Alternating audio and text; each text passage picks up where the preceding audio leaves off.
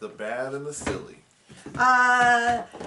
90 Day Fiance, Before the 90 Days, Season 6, Episode 11, St. Elmo's Fire. Reminder, this is the last week that we will have the Before the 90 Days recap on Monday morning. Starting next week, it'll be Sister Wives! I'm so excited for my favorite train wreck to come back. You mean it'll be the single wife? Because nobody's married anymore? I guess except Robin and Cody. For now. We'll see. But just want to remind you, we will continue these recaps unless they literally kill us, which they're pretty close to. Yeah. Speaking of wedding pencils, let's get right into it. Wait, no. I just want to comment, the title of the episode is called St. Elmo's Fire. They're doing like an 80s, 90s, an 80s themed movie. I thought they were doing Hawaiian Day. And St. Elmo's Fire, excellent movie. Well, I shouldn't say that. I've never seen the movie. Excellent soundtrack. I've never seen St. Elmo's Fire is one of the best songs. But it was funny because it was like is it like Backdraft? No, it's like gosh, you made me think. It's like the Brat Pack movies. So it's in that like not as funny as 16 Candles or Say Anything or all those movies. I just have to point that out. Anyone who's of my age will be like, St. Elmo's fire burning in me, which is funny because Rob Lowe is in it. I've never seen it. I've never had an interest. I've heard it wasn't that great, so I never had an interest in seeing it. But I listen to Rob Lowe a lot on Parks and Recollection. He's no longer the host. He was for 3 seasons, but he's not. And it's a Parks and Rec recap, sort of behind the scenes sort of thing. Who do you want to start with? Let's start with the make-believe. Jasmine and Gino. I have zero interest in them. As near as I can tell, they're just playing a part. They despise, well, she definitely despises him, and it seems like their interactions are based on any given day how much they want to pretend that they're happy. And I just have no interest in it. I was going to say how much the writers drank the night before. No, I don't think it's that. I think it's like they have a pitch of what's going to happen, and then they're sort of improvising it, pseudo. Terribly. Because it doesn't seem like they like each other that much. And sometimes they'll go absolutely delusional, screaming and yelling, like the whole beet peeling the potato thing. And other times they'll just kind of sulk, and just none of it makes sense. And here's the thing. I'm just not interested. I would say every other couple on this show I'm more interested in than Jasmine and Gino. And the fact that they keep bringing them back. Even the ones that aren't a couple? Yeah, I'm more interested in Tyray and Carmella than I am in Jasmine and Gino. Okay. I'm just going to say you heard it here first. Because even if they are acting in the sense of like delusional, I at least believe that they're experiencing these emotions. Jasmine and Gino, I have no clue. Day to day, watching it, I'm like, they're just doing it for the money, or they don't want to start over, or they're just all do it to stay on TV. I do really think that that's a big thing, is that I think if they said you can never be on 90 Days again, I think they would be radically, radically different. They definitely feel like, what was that show, The Hills? I never saw it. I was a little tiny bit too old for The Hills. But it was like it was supposed to be like a reality TV, but it was like pseudo-scripted. It wasn't Spencer and Heidi on it. Anyway, my point is I've watched a lot of Marriage Boot Camp and Couples Therapy, the reality show editions where people were on a reality show with their partner, and it felt very much like they were staying with their partner because staying on the reality show meant staying with their partner. Like Gretchen and whatever his name is, and it just doesn't feel authentic. That's how I feel about Jasmine and Gina. Gino and Jasmine. They hike to a waterfall. She's talking about moving to Michigan, and they're like, well, the big problem is your cousin Dana. They pull up Dana on a Zoom call in the middle of this hike, and I'm like, what is happening? The reception looks terrible, and then a moment later it looks amazing. And so I'm like, how much of this was re-recorded once they got back someplace with good internet? And then it's just the whole thing. She's just very like, which to me doesn't read realistic for Jasmine. If she's not like tearing a bush out of the ground and shaking it over her head, I don't really know if I believe it's a real reaction. And not, the whole thing just felt very scripted. And he's like, well, do you love Gino? And she's like, I don't need to prove that to you. Which, on one hand, I go, if this was a normal couple, I do agree that you're not responsible to their families, because plenty of people have toxic, terrible, unhealthy families. But on the other hand, I go, well, you went on TV, and we have, as someone who has seen your behavior where you've said, if you ever wrong me, I'm going to take every dime you have, you know, everything she's ever said about him as a man or as a lover. And the fact that she wants to hurry up and get a will. Yeah, I'm kind of with the cousin here. I'm not really buying that she has genuine affection for him. Yeah, right. And then the cousin kind of just goes, well, you know, it's not really any of my business, blah, blah, blah. And I'm like, wait I feel like a lot of times they don't want to break the fourth wall and acknowledge they're in a TV show, but I kind of feel like if I was family, I'd be like, I saw your interactions on TV and on the thing. You do not love this man. You never miss a chance to call out his lack of virility. You have flat out multiple times talked about him not giving you enough money and how you deserve money. You're bilking him out of this. I mean, $3,000 a month is insane, even in the U.S. For one person for an apartment? Well, there's two people, but why is he paying for the sister? That doesn't make any sense. Like sister-daughter? Whatever it is. But there's just no reason. I mean, it would make more sense if it was the daughter. If it was the daughter, you'd go, okay, that makes sense. But then it's even weirder because it's like, to me it's weird that it's like she has to support her sister, but she's not taking her to the U.S. Like, it feels very much like if your sister needs you that much, you know, I don't know. The whole, none of it is going on. And then she's like, well, he thinks I'm an opportunistic gold digger. Yeah, we all do. We've seen the show. You're certainly not with him. We have eyes. We're certainly not in for the sex. Because you hate the man. You're not attracted to his looks. Michigan, I'm sure it's a very nice state, but if I was going to leave Panama for big opportunities, Michigan is not where I'm heading. Well, you can do a sugar baby website from almost anywhere. Yeah, and that's the other thing is he met her on a sugar baby website. So yes, I think it's a little bit like calling this a spade. Like, I'm concerned because he found you on a website. And yeah, was that super creepy of him? Yeah, of course. But, I mean, I don't know what to tell you. Should have kept it to the internet. And then she starts crying. I'm scared your family's gonna. I thought she didn't cry like this when it was when it was the prenup. It was like, well, I will just leave you. Well, now she's so scared of the family. I'm like, none of this. If I wanted to watch a badly written and acted movie, I could watch any of 1,000 things. The whole point here is that it's that we're supposed directed to be by somebody from Yale Film School. It's supposed to be. Sorry. John, I can't let that go. I don't think Yale has a film school. USC has a film school. What? Didn't he go to Yale? He did. No, he went to Yale Art School. Oh, Yale Fart School. Sorry, if you missed our discussion, we won't repeat it. You can find it somewhere in a recent video. But we have a standing grudge with people from Yale. My high school best friend, one of my best friends, you have many that you're close to. Brilliant lady, went to Yale. The batting average beyond that hasn't been so great. But I figure you got to go to Yale and everyone else is impressed. So if we're not impressed, it really should not offend you because everyone else is impressed. So my point is that watching them, none of this film's grounded in reality. It's so inconsistent week to week. And then the amount of sex content that we get is far, far too much.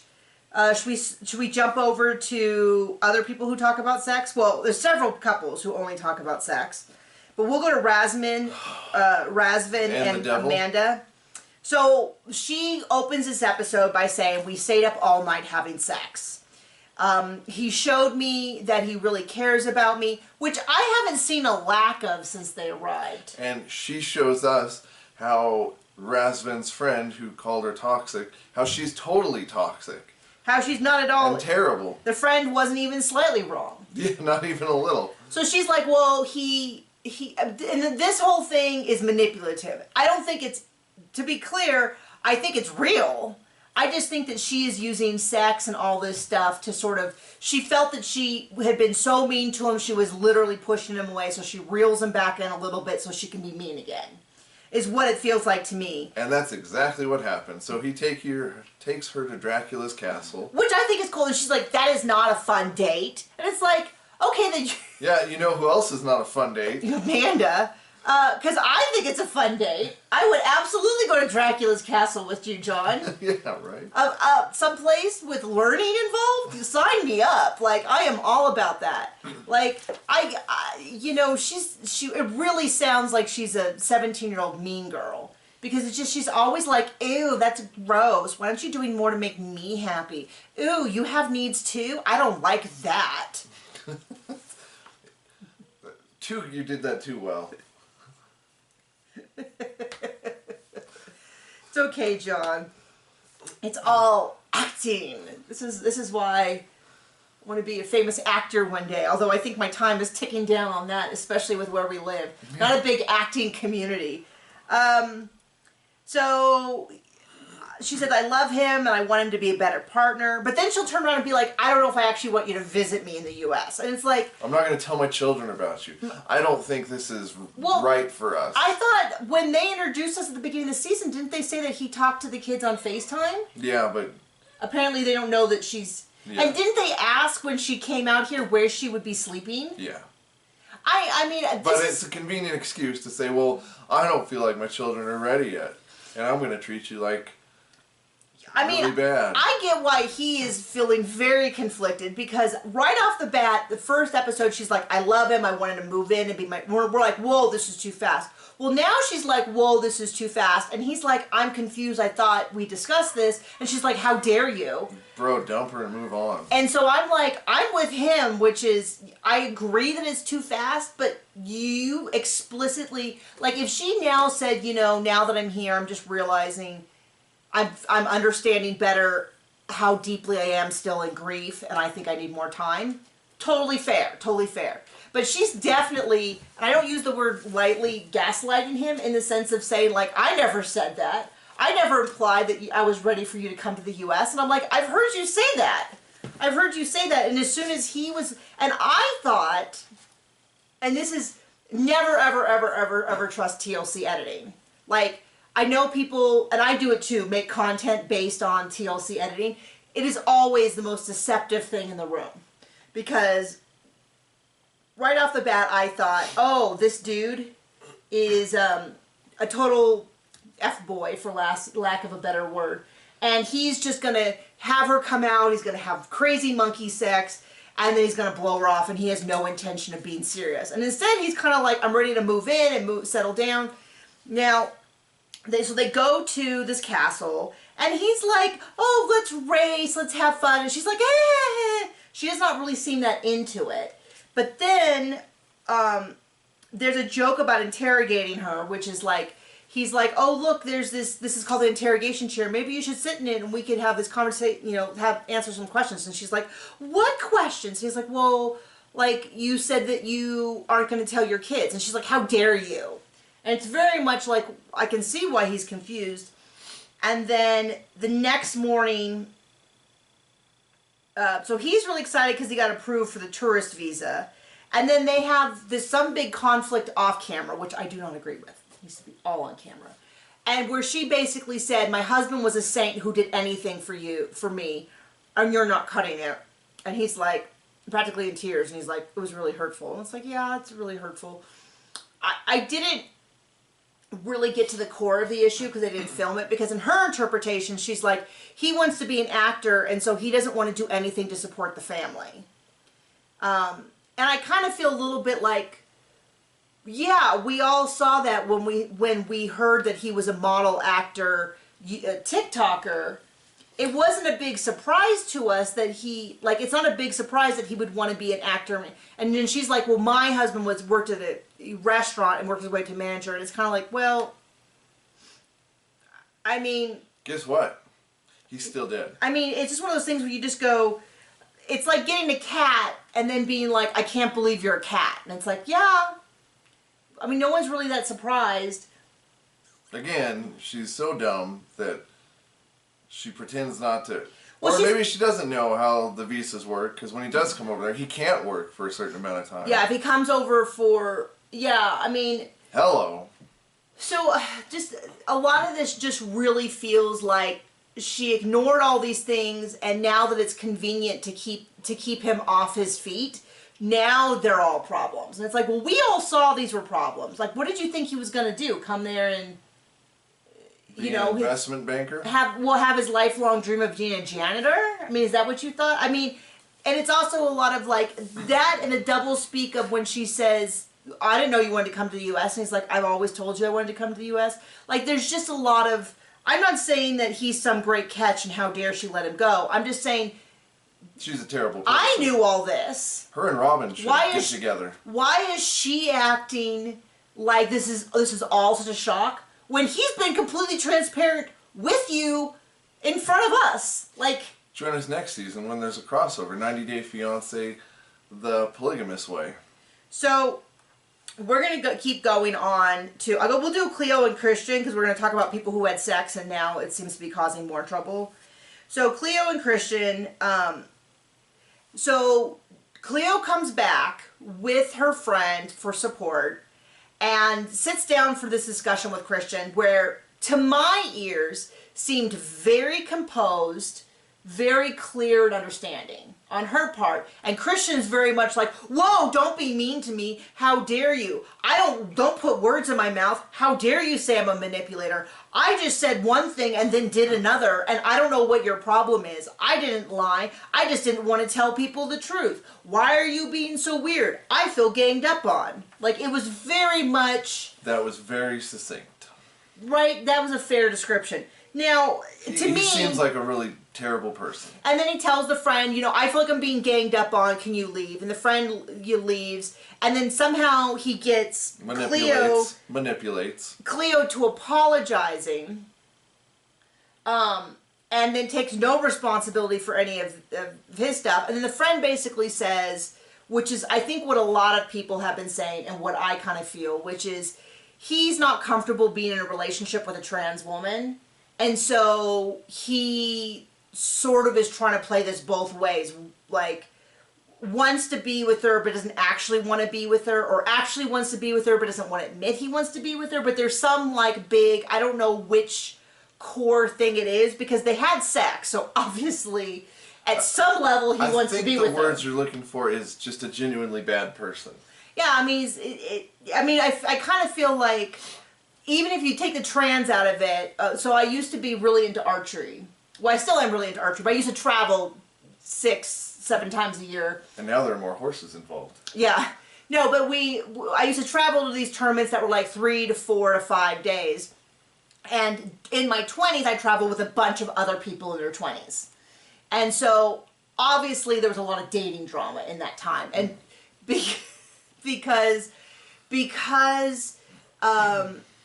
so, like, I went with a pocket of people from Southern California, but then there'd be people from Texas and this and that. So a lot of weekends you'd get together, you'd see the same people, we'd go away for 2 weeks, and then we'd all get together in another state. So you'd go, like, Arizona, Southern California, Northern California, Ohio, New York, or New Jersey for Gold Cup, but Florida, like places like that. And so a lot of times what you would have is a bunch of horny 20-year-olds. And so I'd seen a lot of times when couples kept getting together but didn't actually like each other. And that's kind of what it feels like with him. Like this, like there'd be cases of like, they'd get together but then they thought the other person was actually a loser, so they'd be mean to him the next day at the tournament, but then that night they would like hook up again after drinking. And that's kind of what this feels. This feels like a very 20-something messy relationship. Where I come from, they call that junior high. You were drinking a lot and hooking up in junior high? I wasn't. Well, I certainly was not in junior high or high school, or even maybe a little college. But but the whole episode, all it was a lot of like, the dude just isn't into Cleo, And there's a lot of ways he could have, because then he started saying, well, I didn't say I wanted to lie to the producers. I just think it was anyone else's business. But he took a long time to get there. You know, if that's the truth, that's what you talk about before you bump uglies. Or even immediately after. Or that morning. Or but it really felt like he kept trying different tacks until Cleo relented, and then he's like, oh, that's the way I'm going to go. That's the way I'm going to go. Kept throwing the pasta on the wall till he felt like one was done. Yeah, it just really felt like this haphazard approach to like, well, I don't really know.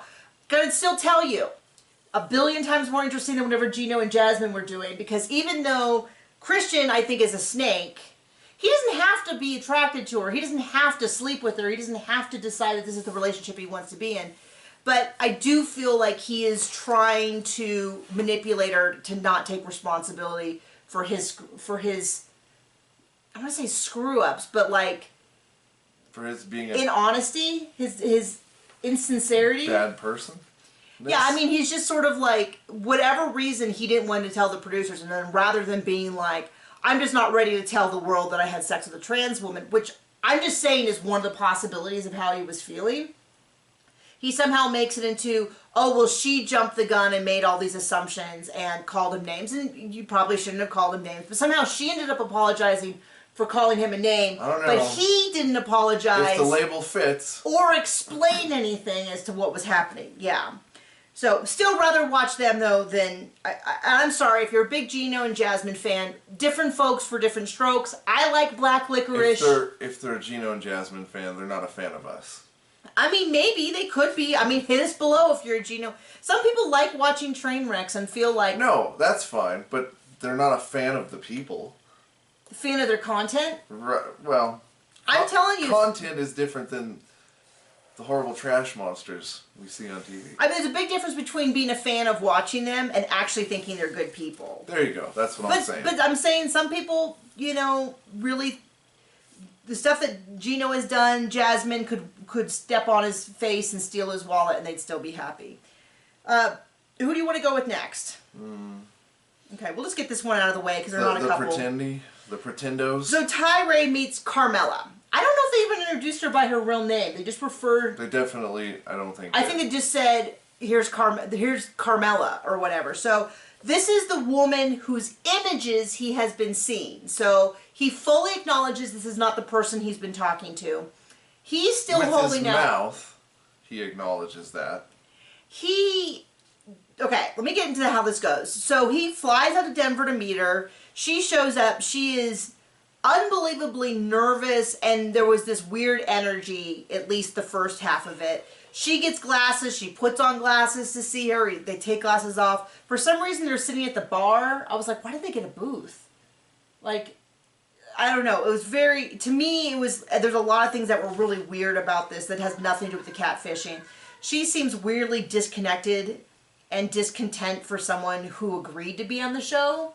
That seemed weird. But then he asked her, you know, do you know who these people are? And there was this incredibly long pause. And eventually she's like, oh, it's so weird because they basically stole my identity. And she claims to know nothing about it. And that was just kind of it. Like, that was the end of it. Like, it was kind of weird to me because I don't think I would be in this situation. But let's say I was. I would have showed up with every single picture that had ever been taken. And I would be like investigating, like, where was this picture? Are any of these pictures something that you provided privately to an individual seller? What do you know about it? Are these all from, like, an OnlyFans? Were these publicly available? Like, I would be doing investigation. How did this person, are these all publicly? Is this some of your subscribers? Like, whatever. But he's just sort of like, oh, wow, no, dude, that's a bummer. Man, I think we're really vibing. And he acknowledges it's really weird because this is who he thought he was talking to, but clear that she wasn't. But then very quickly he was like, so, are you dating anyone? And she's like, no, I'm just kind of, you know, having fun, but if I met someone, and I was like, oh my gosh, he thinks she's hitting on him.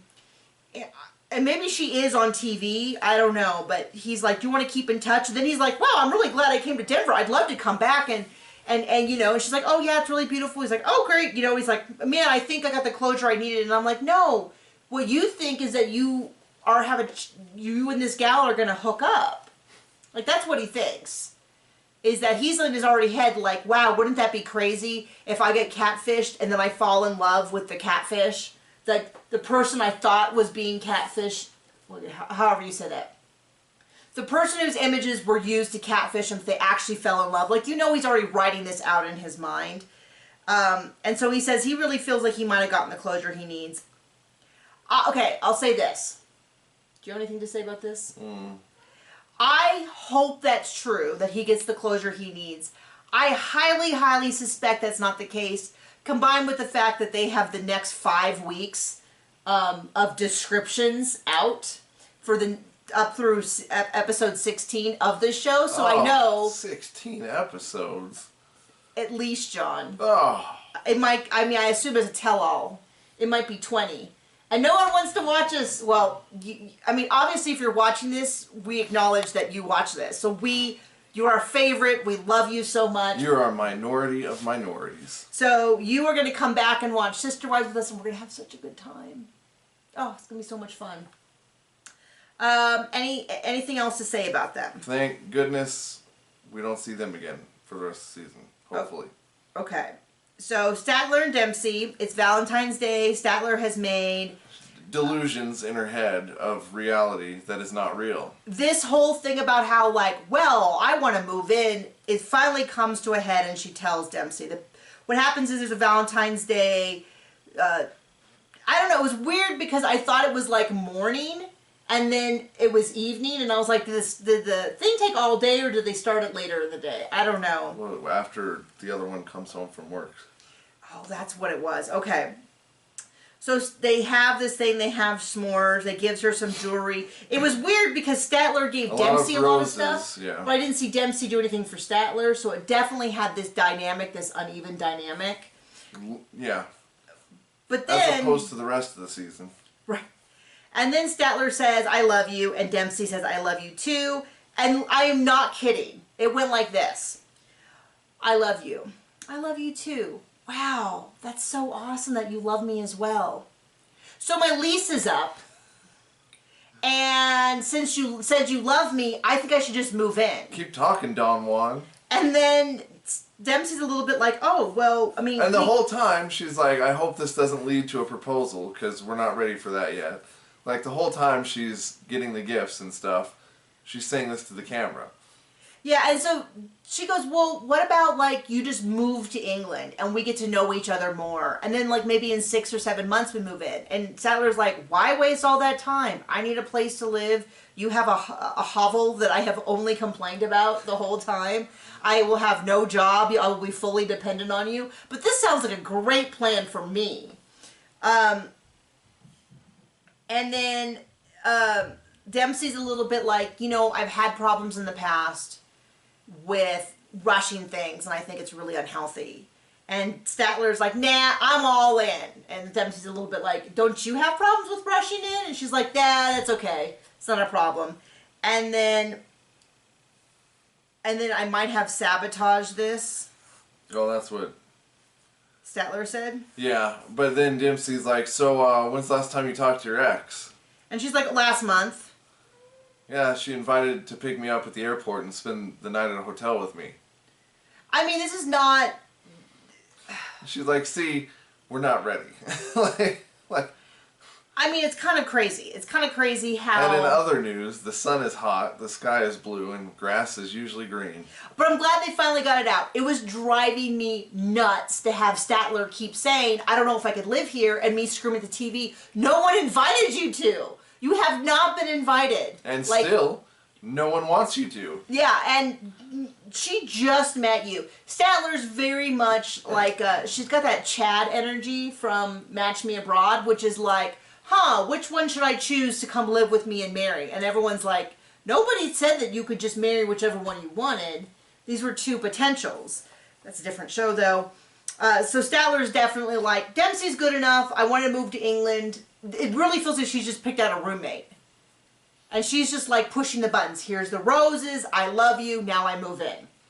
Like, it feels very much... It actually feels... I'm going to say this. It actually feels like an offensive lesbian stereotype. What Statler's doing. with like, I just met you, I love you, I want to move in. If this was a script, I would say, ooh, I think you really need a sensitivity reader, because this feels a little stereotypy and a little, like, makes me a little uncomfortable. But Statler's like, no, fully, this is how I want to live my life. I want to move in. Where she's like, this is the thing, is when she said my lease was up, I kept thinking, oh, so she's being kicked out. And instead she's like, no, I just don't want to renew it. When she said I don't want to renew it, it was like, oh, this isn't a case of like, I'm going to have no place to live. This is literally like, I'm going to choose to make myself homeless, so I should move to another country. Crazy pants.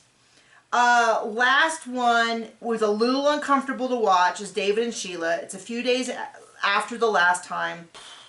She's really depressed. They decided to have the translator with them for the rest of the vacation, so things will be easier. She's still reeling from her loss, and she has a lot of trauma associated with her mom falling to her death.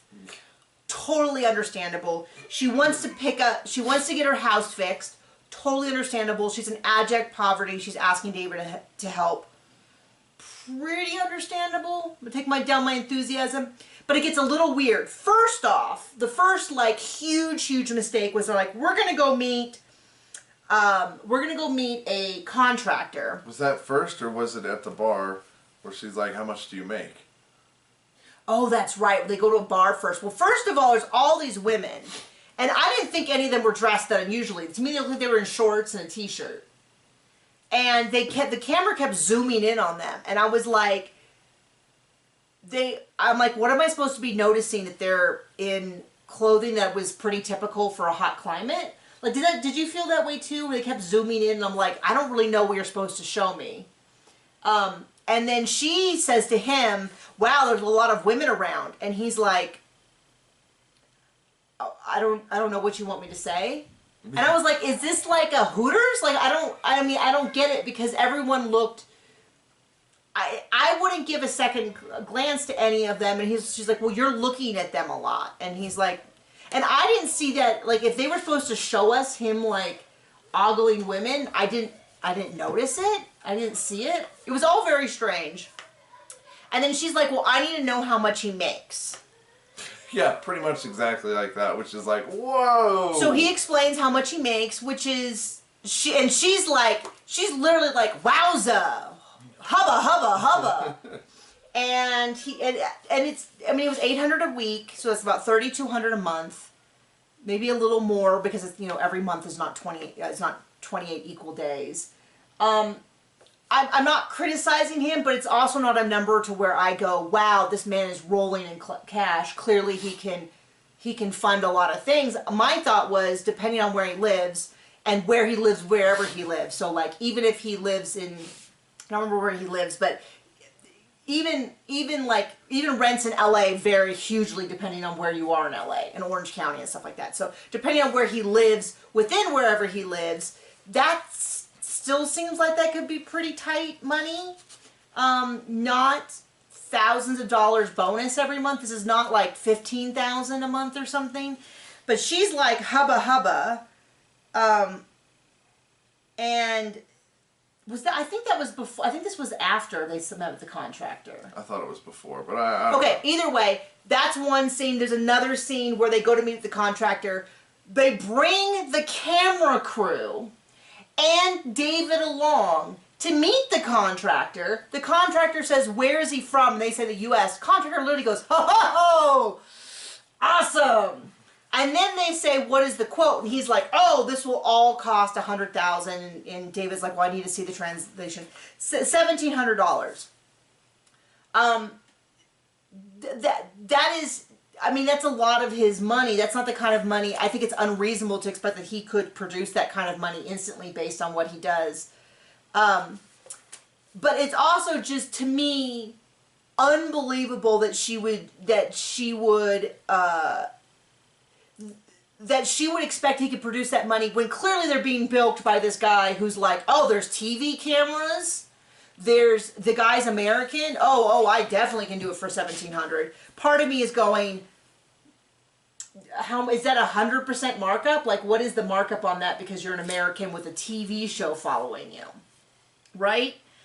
And then they talk about it, and I have very mixed feelings because part of me, well, first of all, I have no mixed feelings about the ridiculousness of getting a bid on television and thinking that that's at all realistic. And then her misunderstanding of like what the cost of living is in the U.S. But she's in abject poverty, and her mom just died because of this. So I don't think she's a bad person for this. It was a little strange because when he explained that he didn't have the money, and she's like, if you don't have the money, you don't have the money. Okay, good. But then she's like, well, I don't know if he could support me and my son if he doesn't have the money. I feel a little bit like... Yeah, she's like, to him, she's like, oh, well, it's okay. Like, you know, if you don't, you don't.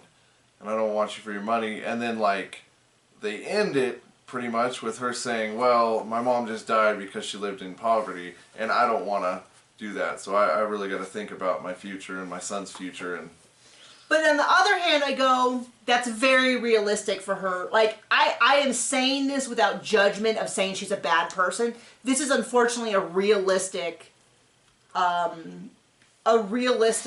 problem for her to have when she wants her son to have a better life so that they don't continue to repeat this thing. So I say all this as a recap. I don't really have a firm idea of like, I definitely don't feel like this makes her a bad person. Stupid to get a bid, but then again, it's like, of course TLC wants them to do that, and of course they do it for content and stuff like that. So hopefully, hopefully it's one of those things where they turn around and they go, oh, I found a second contractor who's going to do it for half the price. or if TLC had any conscience at all, they'd be like, yeah, we're going to take care of this. Yeah, considering that they... Make money. Well, like, I was going to say... Lots of it. Yeah. Like TV. That they walked money. in and filmed in a household where is so dangerous that someone died the next morning. Anyway, I'm saying that would be the most ethical thing is for TLC to stand in, but we know they won't do that. So anyway, I just want to be really clear. I have a great deal of heart toward her and her difficult situation, and I'm not judging her. I'm just recapping what happened. I hope for their sake that there is a happier resolution for them. So, and nothing else, at least he'll get a little TLC money, and hopefully she'll get a little, you know, I don't know, somehow financial benefit from the fact that she's on the TV show. So there you go. So that is 90 Day Fiance. Remember, next week we will be appearing on Tuesdays. Join us on Mondays for the Sister Wives premiere. And thank you. We love you. Bye.